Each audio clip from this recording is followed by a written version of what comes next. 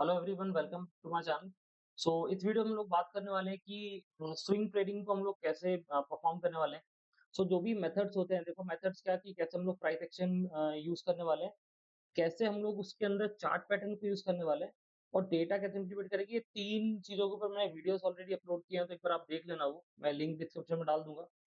वो तीन आप सीक्वेंस वाइज वीडियोस देखोगे तो देन फिर हम लोग आगे आते हैं कि हमें पैटर्न्स को फाइंड आउट करना कैसे है और एंट्री कैसे बनानी है।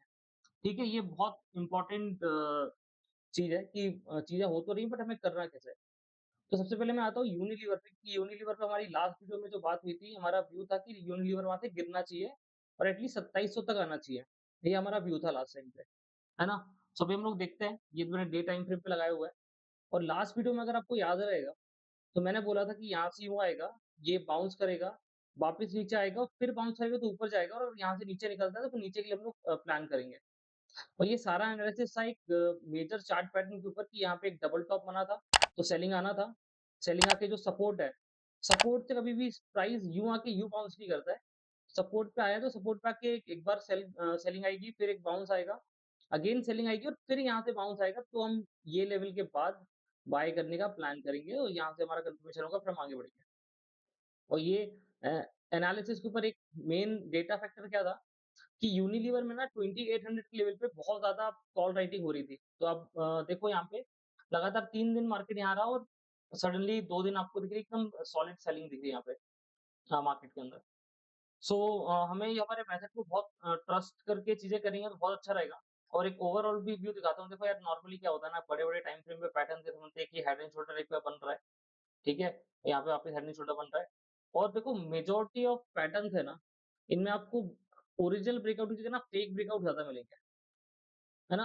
जैसे ये यहीं तक आना चाहिए था सपोर्ट से, बट मार्केट इसके भी नीचे गया, अब फिर रिवर्स कर जाएगा वो। कभी भी लाइक सेम लेवल से आप एक्सपेक्ट मत करो, एक ज़ोन कंसीडर करो कि यार ये और कुछ 50-60 पॉइंट का एक ज़ोन पकड़ लो, भाई इतना ज़ोन हो सकता है, यहाँ से कहीं से भी बाउंस कर सकते हो। देखो लास्ट टाइम इधर से बाउंस किया है, इस बार थोड़ा-सा और नीचे आया हुआ है, फिर नीचे भी बहुत बड़ी रेंज है, 2600 80 के आसपास की। तो ये पूरा बहुत इंपॉर्टेंट ज़ोन है। ठीक है? अभी हम लोग कोई बहुत ज़्यादा बेरिश नहीं हो रहे, तो ट्रेड नहीं करना है, अभी वेट करो, बाउंस करके यहाँ तक जाएगा। यहाँ तक चला गया, उसके बाद आप पोज़ीशन बनाओगे तो भाई फिर आपके लिए एक टारगेट है 3040 का। और अगर इसके फंडामेंटल्स वीक रहे या फिर कुछ और इश्यूज़ रहे या फिर इसका भी रिज़ल्ट भी है 23rd के आसपास और वो चीज़ें खराब होती हैं और अगर ये फॉल कंटिन्यू रहता है, तो भाई यहाँ से सीधा फॉल करते हुए नीचे जाएगा प्राइस, है ना? तो दोनों चीज़ों के लिए आप रेडी रहो कि प्राइस एक्शन क्या बोल रहा है, डेटा क्या बोल रहा है, ओवरऑल स्ट्रक्चर क्या दिख रहा है ना? और देखो अगर यहाँ से ये लेवल से अगर फॉल करता है ये, तो पहला सपोर्ट तो इसको यहाँ पे ये लेवल पे मिलेगा अराउंड 2450 या 2500 के आसपास और यहाँ से ये फॉल करता है तो भाई आपको 2200 के लेवल्स भी देखने को मिल सकते हैं अगर ये फॉल करता है तो, ठीक है? अब मैं ज़्यादा फंडामेंटल्स ट्रैक करता नहीं हूँ क्योंकि मैं फंडामेंटल्स के ऊपर ट्रेडिंग करता भी नहीं हूँ। मैं सिर्फ चार्ट पैटर्न्स पे क्या दिख रहा है मैं उसकी बात कर सकता हूँ। जहाँ को जाएगा हम उस तरफ पे ट्रेड बनाने को तैयार बैठे हैं। सिंपल सा लॉजिक है। हमें कोई मतलब नहीं कि क्या है, क्या दिख रहा है, क्या बन रहा है, किधर जा रहा है, जिधर जाएगा हम उधर के लिए ट्रेड बनाएँगे। ठीक है? अगर इस लेवल को तोड़ के अगर कल भी और नीचे जाना स्टार्ट करता है, तो भाई अपन पुट खरीद के बैठेंगे सुकून से, है ना? एक ये हो गया यूनिलीवर का। तो एक हमारा एनालिसिस यूनिलीवर को लेके बहुत अच्छा था कि हमें पुल बैक पे एंट्री करनी चाहिए, बट कभी भी डायरेक्टली फर्स्ट पुल बैक पे एंट्री नहीं करनी चाहिए। जो फर्स्ट पुल बैक है ना, ये अक्सर फेल होता है। मैं कह रहा हूँ कि 100 में से अगर 2 स्टॉक में डायरेक्टली आके चला गया, तो भाई वो 2% प्रोबेबिलिटी के चक्कर में आप अपने 98 ट्रेड्स खराब क्यों कर रहे हो? सिंपल सा ही है। लगता है कि यार बहुत बड़ा बाउंस आ गया, अब तो रिवर्स हो जाएगा, हैमर बन गया, ये हो गया, वो हो गया। बट आपको स्टिल वेट करना है फॉर पुल बैक। देखो पुल बैक के लिए आया, अब यहाँ से वापस ऊपर जाएगा। और एक और चीज़ है, देखो अपने पहले थोड़े टाइम पहले मैं आपको एक और अच्छी चीज़ बताता हूँ, ये बहुत इंपॉर्टेंट है, इसको ज़रा ध्यान से देखना आप। मैंने ये पहले भी कई वीडियोज़ में बताई है। यार ये सपोर्ट हो गया, ये मतलब ये रेजिस्टेंस हो गया, ये सपोर्ट हो गया। प्राइस अगर यहाँ कहीं चल रहा है, यूँ चल रहा है, यूँ चल रहा है, यहाँ से रिजेक्शन लिया, तो एकदम सपोर्ट से नहीं लेगा, वो थोड़ा हो सकता है ऊपर तक जाके फिर रिजेक्शन ले, है ना? नीचे सपोर्ट पे आया तो हो सकता है इतना नीचे जाए फिर ऊपर आना स्टार्ट करे। तो यार ये तोड़ा क्यों इसने? ये फेक यहाँ पे तोड़ा, एक फेक यहाँ पे तोड़ा। यार दिस इज़ कॉल्ड क्या बोलते हैं, स्टॉप लॉस हंटिंग बोल सकते हो या फिर लिक्विडिटी स्वीप बोल सकते हो। देखो अब क्या होता है ना कि मार्केट में एक बायर होता है और एक सेलर होता है। इन दोनों के बीच में जो ऑर्डर्स एग्ज़ीक्यूट होते हैं, देन फिर वहाँ पे कुछ वॉल्यूम जनरेट होता है। अब मुझे कुछ आइटम सेल करना है, अगर मुझे 2 स्टॉक सेल करने हैं तो हज़ारों लोग बैठे हैं खरीदने के लिए। लेकिन अगर मैं बोलूँ कि मुझे 10 लाख स्टॉक्स बेचने हैं या फिर मुझे 5 लाख स्टॉक बेचने हैं, है ना? और मुझे और बड़ी क्वांटिटी में खरीदना है, कुछ भी करना है, तो इतने सारे बायर सेलर आएँगे किधर से, है ना? सो मेजॉरिटी केसेस में क्या होता है ना, जो मार्केट मेकर्स होते हैं, उनके थ्रू डील्स होते हैं, तो वहाँ से चीज़ें सॉर्ट आउट हो जाती हैं। उसके अलावा भी अगर और लिक्विडिटी जनरेट करनी है, तो एक्जिस्टिंग जो पोज़ीशन्स हैं, उनको खाली करवाने के लिए पहले फ़ोकस किया जाता है कि उनको खाली करवा के निकालेंगे। फिर जैसे ही वो सब बेचना स्टार्ट करेंगे, तो हम वहाँ पे खरीदना स्टार्ट करेंगे। जैसे क्या होता है, आपको दिखाता हूँ, जैसे एक ये रेजिस्टेंस बना हुआ है ना? ये सपोर्ट है, यहाँ से प्राइस चल के गया, चल के गया, चल के गया, यहाँ तक पहुँचा। अब उसको बेचना है यहाँ पे प्राइस को, है ना? अब बेचना है लेकिन कोई खरीदने वाला है नहीं, तो वो क्या करेगा ना, एक फेक ब्रेकआउट दिखाएगा ऊपर तक, ताकि लोगों को लगे, क्योंकि लोगों ने क्या सीखा है कि यार यूँ गया, यूँ आया, यूँ गया, तो भाई ब्रेकआउट हो गया। अब लोग क्या इधर बाय करते हैं, लोग इधर बाय करते हैं, इधर बाय करते हैं, फर्स्ट पुllback मत बाय करते हैं, सब जगह बाय करते हैं। वो वेट नहीं करते कि भाई सक्सेसफुल होगा तो मैं इसको ट्रेड करूँगा, वो सीधा बाय करते जाते हैं, ठीक है? तो उसने तुमको वो दिखाया जो तुम देखना चाह रहे थे, कि ये लेवल उसने तोड़ दिया और ऊपर जाके थोड़ी देर टाइम पास कर लिया उसने। आपको लगा भाई अब तो प्राइस ऊपर चला जाएगा, तो आपने पोज़ीशन बहुत सारी बाय की। अब आपने बाय की तो यहाँ पे बेच कौन रहा है ये लेवल पे? ये बिग प्लेयर यहाँ पे माल बेच के आपको टिका के, वो साइड हट जाएगा और इतनी बड़ी सेलिंग करेगा कि प्राइस वहाँ से धड़ाम से नीचे गिरेगा, ठीक है? सपोर्ट में भी यही होता है, सपोर्ट टूटता है, जो आपको पता है सपोर्ट टूट गया, आप पैनिक में सेल करते हो, यहाँ पे बाय कौन करता है? फिर फिर बाय करता है, फिर लेके जाता है ऊपर प्राइस में। सो ऐसे चलता है, और यही रीज़न है कि आपको बार-बार दिखता है कि यार प्राइस ना चार्ट पैटर्न्स के भी नीचे ऊपर क्यों हो रहा है? जैसे सपोर्ट ये था, तो यहीं पे आना चाहिए था, यहीं से बाउंस होना चाहिए था। बट वो इसके नीचे तक हल्ट करके गया, सबको बाहर निकाला, फिर ऊपर बाउंस कर गया, है ना?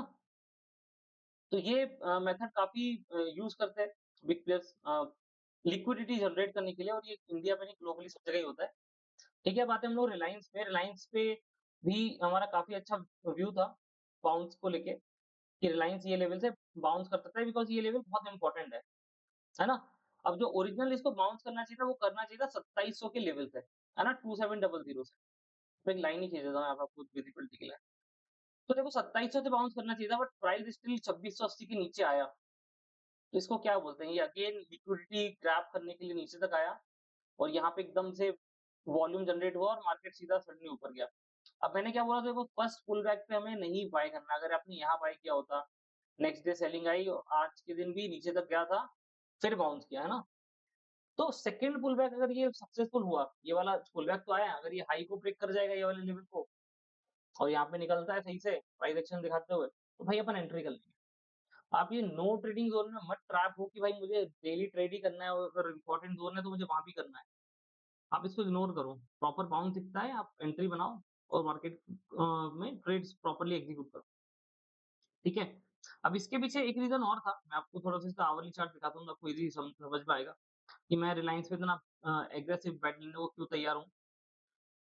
देखो आपको दिखाता हूँ यहाँ पे, आपको एक ये कैंडल दिख रही है यहाँ पे, ये वाला पर्टिकुलर बुलिश कैंडल काफ़ी बड़े साइज़ का कैंडल है। आवरली चार्ट है, 1 घंटे में काफ़ी बड़ा मूव आया था यहाँ पे, ठीक है?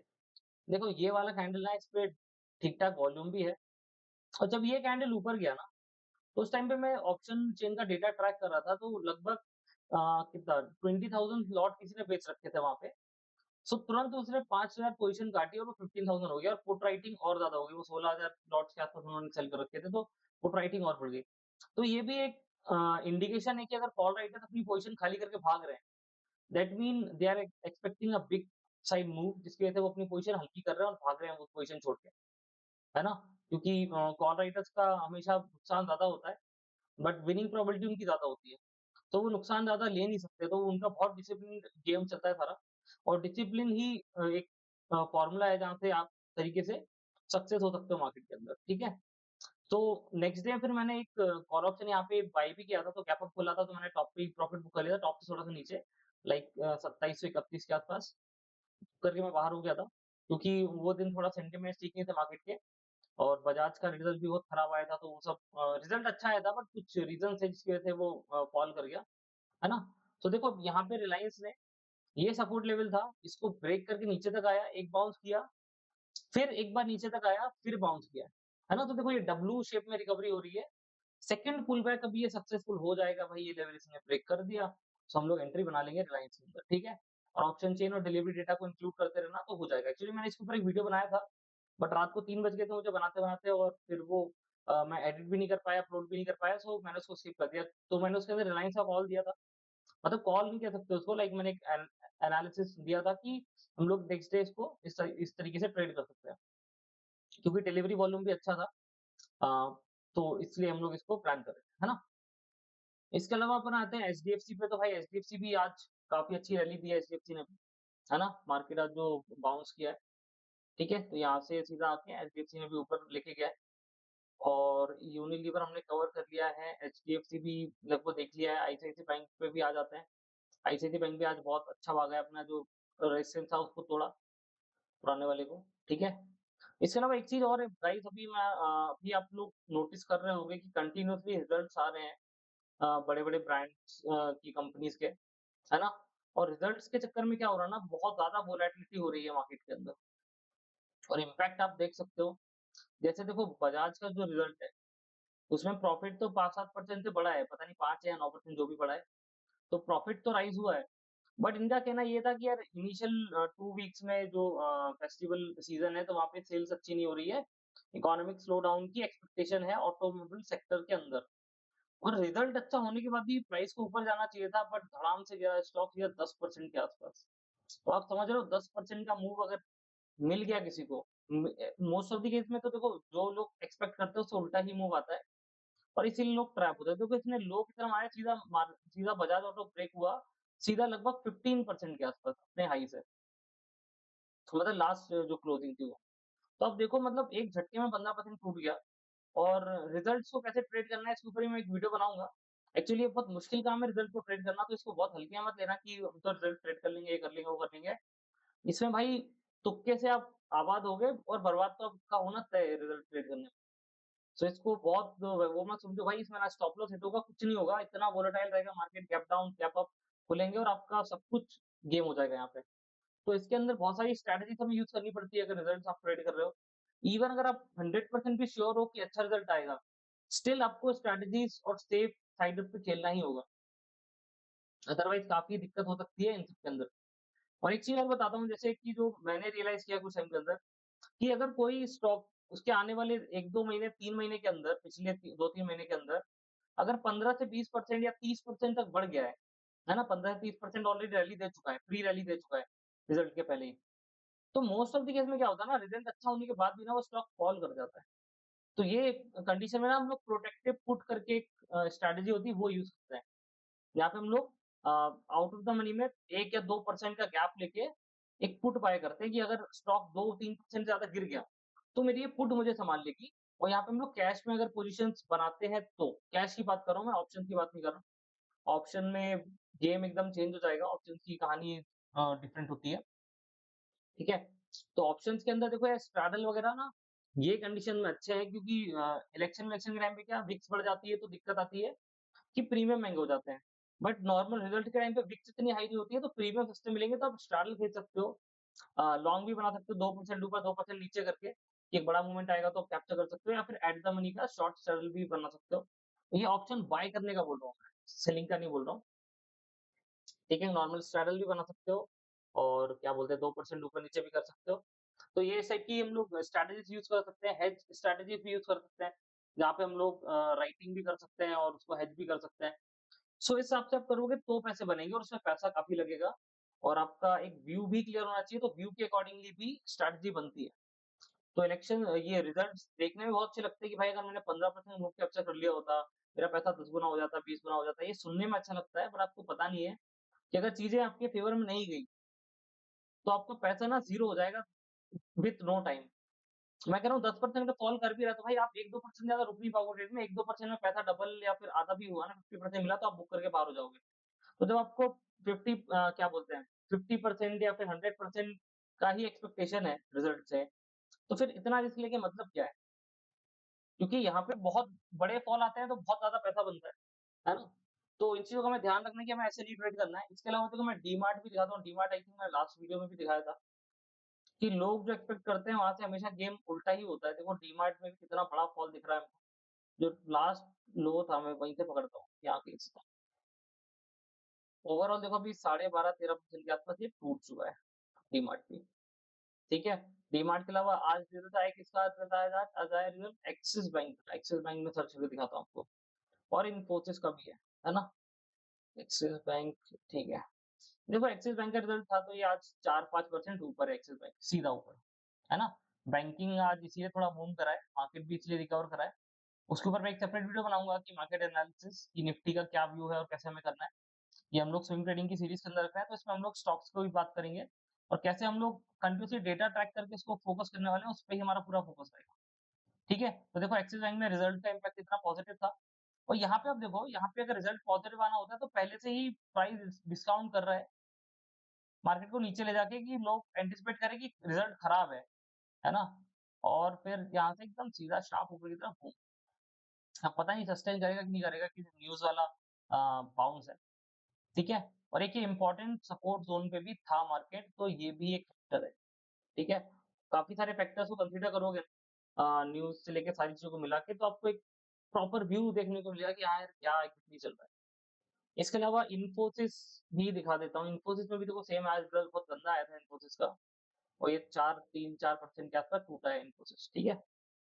तो देखो यार इन्फोसिस में भी ना एक बहुत लंबी रैली चली है कुछ टाइम से अगर आपको दिख रहा होगा, तो ये मैंने 1400 के आसपास बाय करवाया था, इन्फोसिस की 1400 के आसपास हमको बाय करना है और जो लास्ट इसका हाई था 1700 का हमारा टारगेट था फर्स्ट वाला और जो ये सबसे टॉप वाला हाई था 1951 वाला, ये हमारा सेकंड टारगेट था, ठीक है? तो इसने टाइम लिया बट इक्विटी में चला गया, इक्विटी के हिसाब से था ये हमारा ऑप्शंस में नहीं था, ऑप्शंस में तो डिके वगैरह में बहुत सारी प्रॉब्लम्स होती है, तो ये था।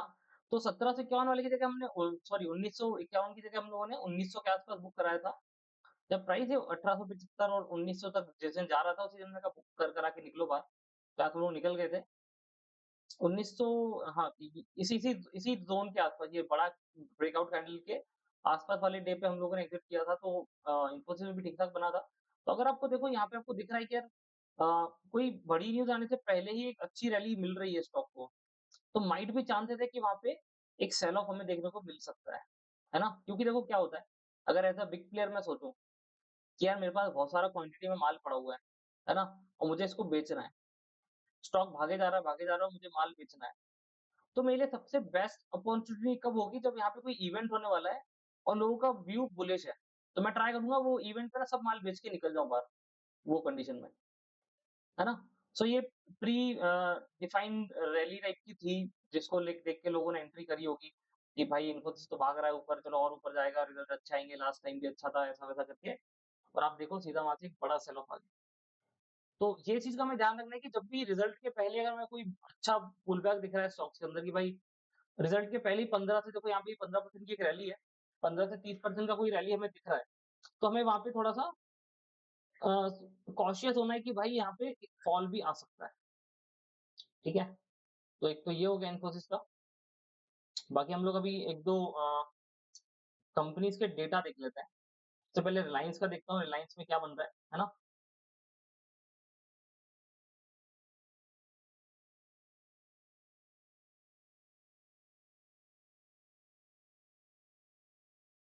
देखो रिलायंस की ऑप्शन चेन ओपन की है, अभी ऑप्शन चेन ओपन करके हम लोग नीचे चलते हैं कि रिलायंस में क्या डेटा बन रहा है।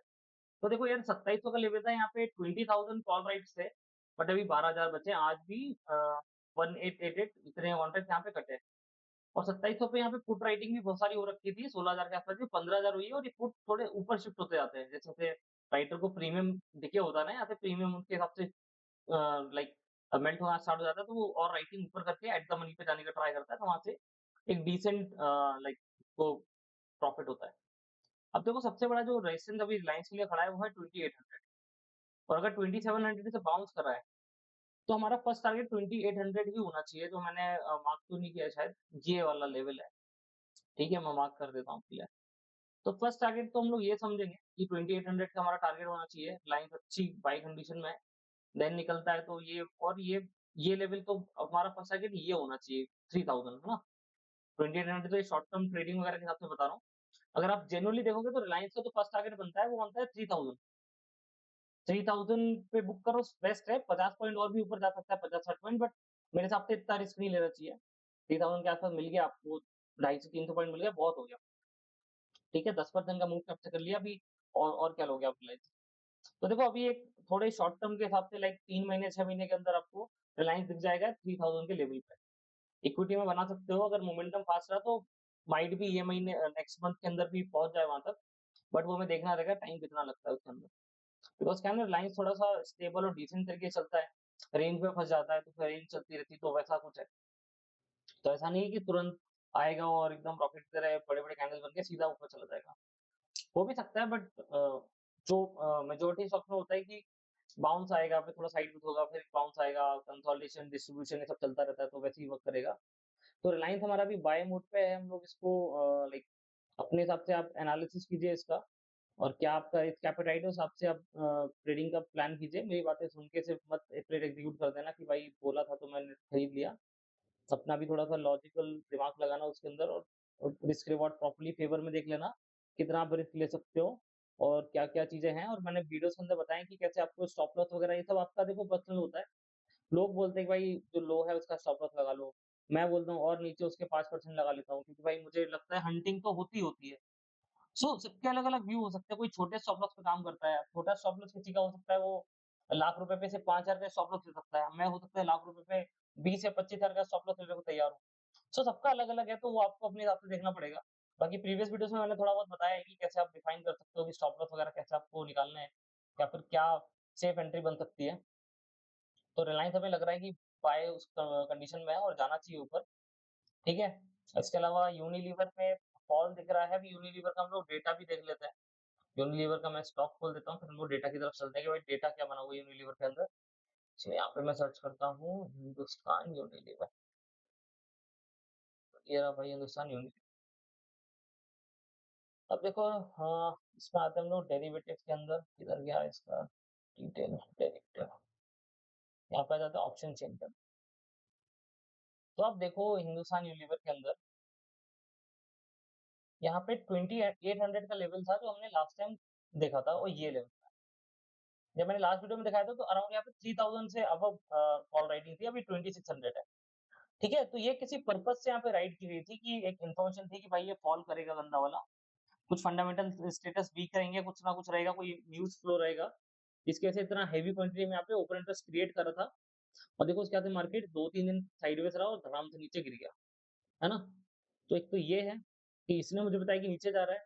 अब 2700 के लेवल पे आते हैं कि यहाँ पे क्या चल रहा है। देखो मैं 2700 के लेवल पे देख रहा हूँ कि यहाँ पे 2200 की क्वांटिटी में किसी ने पुट राइट कर रखे हैं। ठीक है? और कॉल्स भी देखो कंटीन्यूअसली यहाँ पे बिल्डअप हो रहा है। 100 150 100 150 करके कॉल्स राइट हो रहे हैं और यहाँ पे जो पुट्स है ना ये देखो माइनस में आपको दिख रहा है। इन सब ने पोजीशन खाली करी है 2700 को छोड़ के। तो व्यू तो नेगेटिव ही है अभी मेरा इसको लेके और मैं थोड़ा-सा और नीचे भी जाता हूँ इसमें कि और क्या दिख रहा है मुझे। तो अभी हाल-फिलहाल देखो 2700 एक स्ट्रॉन्ग सपोर्ट है। अब स्ट्रॉन्ग सपोर्ट है तो देखो सीधा हमको ना इसको ऐसा नहीं कि बाय कॉल हम लोग ले लें या फिर हम लोग सीधा बाय कर लें या फिर हमें दिख रहा है कि यार कॉल बिल्डअप हो रहा है, शॉर्ट बिल्डअप हो रहा है यहाँ पे, तो मैं इसको बेच डालूँ। ऐसा नहीं करना है हमें। देखो मैंने आपको बोला था कि मोस्ट ऑफ द केस में क्या होता है कि फॉल्स ब्रेकडाउन ज़्यादा हमें देखने मिलते हैं कि यहाँ से आना था और इसको 2700 के आस-पास होना था बट 2700 नीचे चला गया और फिर पुल बैक भी आया। अब देखो हो सकता है यहाँ से बाउंस करेगा और 2800 का लेवल ब्रेक करेगा तो फिर हम लोग ऊपर जा सकते हैं। और अगर आप थोड़ा एग्रेसिव ट्रेडर हो और यहाँ से बाउंस दिखता है तो आप 2800 का एक छोटा-सा टारगेट बना सकते हो, है ना? और मैं इसको 1 आवर के टाइम फ्रेम में दिखाता हूँ तो आपको एक बाउंस दिखेगा कि कैसा बाउंस आया यहाँ पे। देखो यहाँ पे, ये इन्होंने 2700 का लेवल ब्रेक किया, ब्रेक करके थोड़ा-सा नीचे गया मतलब ऐसा नहीं कि 2700 के बहुत नीचे चला गया, ये गया आई थिंक 9 टू तक 8 पॉइंट नीचे गया और हल्का सा एक बाउंस हमें देखने को मिला यहाँ पे, ठीक है? तो अभी मतलब लगभग उसके आस-पास है और 2700 से ऊपर ही है अभी स्टॉक। 2722 की क्लोजिंग है इसकी, तो अभी ये ऊपर ही है। अब हम देखते हैं अगर ये बाउंस करके जाता है वापस से ऊपर, तो भाई हम लोग ये फर्स्ट टारगेट पकड़ेंगे और ये लेवल क्रॉस कर देगा तो हम प्रॉपर्ली बाय करेंगे। और अगर ये नहीं सस्टेन कर पाता है और ब्रेक कर देता है नीचे तो भाई फिर बहुत लंबे-लंबे टारगेट है नीचे के लिए, तो फिर हम लोग शॉर्ट करेंगे। डेटा भी बोल रहा है कि 2700 एक स्ट्रॉन्ग सपोर्ट है, तो हम लोग अभी इसका वेट करेंगे डेटा में कुछ मेजर चेंजेस होने का, या तो वहाँ पे कुछ मुझे हेवी पुट राइटिंग दिख जाएगी यार, लोगों ने बुलिश व्यू बना लिया और अच्छे से राइटिंग होती जा रही है ना? या तो एग्रेसिव कोई कॉल वॉल राइट कर रहा हो तो वो दिखेगा तो मैं फिर पुट साइड पे बाय करूँगा पुट वगैरह कि यार गिर सकता है तो मैं और प्रॉपर पोज़ीशन बना दूँ। ठीक है? तो ऑप्शन चेन वगैरह का डेटा आप ऐसे इनबिल्ट करो, सपोर्ट और रेजिस्टेंस मार्क करो और उसके हिसाब से आप ट्रेड करना स्टार्ट करो। बहुत सही मेथड है। आपको कुछ लॉजिकल चीज़ें देखने को मिलेंगी और आप जब कंटिन्यूअसली ट्राई करोगे ना, तो पैसे अच्छे बनना स्टार्ट हो जाएँगे इसके थ्रू। तो ये वीडियोज़ मैं सिर्फ इसलिए बना रहा हूँ ताकि आपको दिखाऊँ मैं लाइव की चीज़ें कैसे काम कर रही है और एटलीस्ट मेरे लिए तो काम कर रही है। तो अगर आप इसको कंटिन्यूअसली देखोगे तो आपको एक कैसे एनालाइज़ करना है उसका एक अंदाज़ा मिल जाएगा कि भाई ऐसे-ऐसे अच्छा हम लोग एनालाइज़ कर सकते हैं और ये हम लोग मेथड को यूज़ कर सकते हैं। ठीक है? तो वो हमें करना है और गाइस पुल बैक का हमेशा वेट करो, विदाउट पुल बैक मत एंटर किया करो, कोई फर्स्ट टाइम में एंट्री मत किया करो, बहुत रिस्की हो जाती है वो। और वो 95% फेल होती है फर्स्ट टाइम जो बाउंस आता है वो 95% फेल ही होता है। अगेन एक सेल ऑफ आता है। देन फिर बाउंस होता है मार्केट अगर होता है। ठीक है? तो ये यूनिलिवरी कंडीशन है। बाकी ओवरऑल मार्केट का क्या स्ट्रक्चर है और मार्केट का क्या व्यू है उसके लिए मैं एक निफ्टी एनालिसिस का वीडियो डालूँगा तो उसपे आपको दिख जाएगा। कि निफ्टी का क्या व्यू है, निफ्टी के क्या क्या टारगेट हो सकते हैं, तो उसको लेके हम लोग नेक्स्ट वीडियो में बात करेंगे। भाई कुछ डाउट हो इसको लेके तो आप कमेंट में डालना, मैं आंसर करने का ट्राई